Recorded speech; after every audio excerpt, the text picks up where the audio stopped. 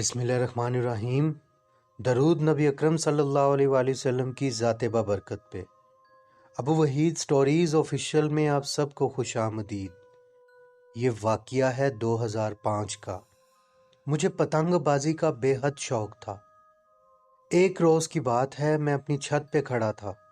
شام ہو رہی تھی، جانے کہاں سے ایک کٹی ہوئی پتنگ آئی اور میرے گھر کے بالکل سامنے والی ایک پرانی بلڈنگ کی چھت پہ گر گئی۔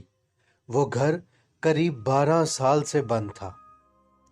میں ان گھر والوں کو جانتا تھا، وہ سب سعودیہ عرب میں مقیم تھے۔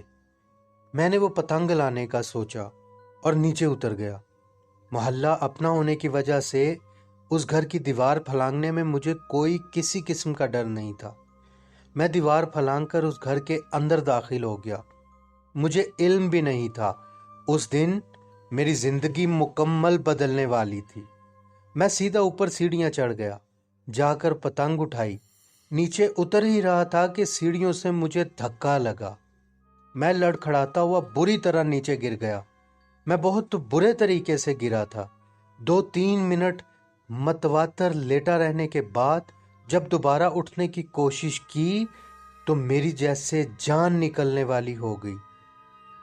میری آنکھوں کے سامنے سیڑھیوں میں ایک بڑی بھیانک چہرے والی لڑکی بیٹھی ہوئی تھی۔ اس کی آنکھیں پوری طرح سفید تھیں اور وہ مجھے ہی دیکھ رہی تھی۔ میرا سانس اٹک چکا تھا۔ میرے دیکھتے ہی دیکھتے سامنے کمرے سے 2 بڑے ہی بدصورت چمکتی آنکھوں والے بچے میرے پاس آ گئے۔ ان کے جسم نیلے تھے۔ وہ میرے پاس آ کر مجھے دیکھنے لگے۔ خوف سے میری آواز بند ہو چکی تھی۔ اچانک وہ بدصورت لڑکی غرائی تو وہ بچے مجھ سے پیچھے ہٹ گئے۔ میں بڑی ہمت کر کے اٹھا اور فرسٹ فلور سے نیچے کی سیڑھیاں اترنے لگا۔ ابھی 2-3 سیڑھیاں ہی اترا تھا، وہی لڑکی نیچے والی سیڑھی پر کھڑی غرا رہی تھی، جیسے مجھ پر اب کی بار حملہ کرنا چاہ رہی ہو۔ مجھے جو کچھ بھی آتا تھا میں نے پڑھنا شروع کر دیا، مگر ہمت جواب دیتی جا رہی تھی۔ میرے خواب میں بھی نہیں تھا کہ یہاں جنات پریت کا بسیرا ہے، کیونکہ کبھی گلی محلے میں بھی کسی کو محسوس نہیں ہوا تھا۔ میں پڑھتے پڑھتے ہمت کر کے نیچے اترتا گیا۔ وہ میرے سامنے سے غائب ہو چکی تھی۔ ابھی دیوار چڑھ کر باہر جانے ہی لگا تھا، دوبارہ اس نے میری ٹانگ کھینچی اور میں دوسری مرتبہ نیچے گر گیا۔ اب کی بار سر لگنے کی وجہ سے میں بے ہوش ہو گیا۔ مجھے کافی دیر بعد ہوش آیا تو ایک بدصورت چھوٹا بچہ میرے سامنے بیٹھا بکرے کی کالی سری کچی چبا رہا تھا۔ گلی سے لوگوں کی آوازیں میرے کانوں میں پڑ رہی تھی۔ میں بڑی ہمت کر کے زور سے چلایا۔ میرا گھر بھی 2-4 قدم پر سامنے ہی تھا اور کچھ دوست بھی باہر ہی کھڑے تھے۔ میری آواز سنتے ہی ایک دوست جھٹ سے اس دیوار پر چڑھ گیا۔ مجھے اس طرح گرا دیکھ کر وہ حیران ہو گیا اور مجھ سے پوچھا یہاں کیا کر رہے تھے؟ مجھے کچھ حوصلہ ہوا تھا، کیونکہ اس دوست کے دیوار پر چڑھتے ہی وہ سب غائب ہو چکے تھے۔ میں بڑی ہمت کر کے ساتھ دیوار پھلانگ کر باہر گلی میں آیا۔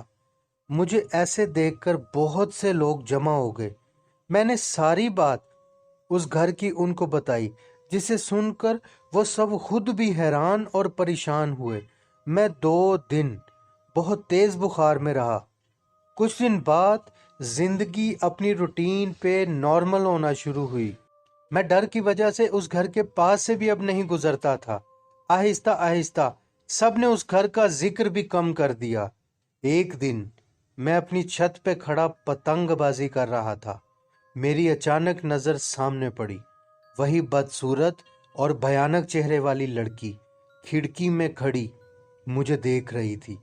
میں جیسے اسے دیکھ کر گھبرایا، میری وہی کیفیت واپس آ چکی تھی۔ سب محلے والوں سے مشورہ کر کے جن کا گھر تھا انہیں فون کر کے سب بتایا گیا اور ان سے اجازت لی گئی، جو انہوں نے خوشی سے دے دی۔ اس گھر کا تالا توڑ کر کچھ محلے دار اور ایک قریبی درویش جو کہ ایک امام مسجد تھے۔ درویش کے اندر جاتے ہی گھر میں جیسے قیامت آ گئی۔ دروازے خود ہی زور سے کھل کر بند ہو رہے تھے۔ ایک کھڑکی کا شیشہ سب کے دیکھتے دیکھتے ٹوٹا۔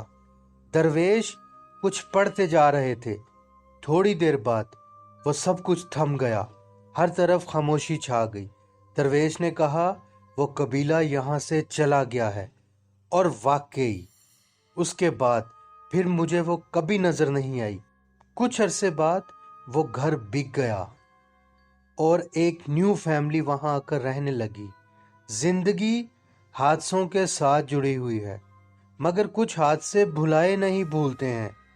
آپ بھی اپنے ساتھ جڑا کوئی حادثہ کمنٹ کر کے ضرور بتائیے گا، تاکہ آپ کی بات دوسرے سنیں۔ اپنا بہت سارا خیال رکھیے گا، لائک سبسکرائب کرنا مت بھولیے گا، اور ملتے ہیں ایسے ہی کسی سچے واقعے کے ساتھ اگلی ویڈیو میں۔ تب تک کے لیے اللہ حافظ۔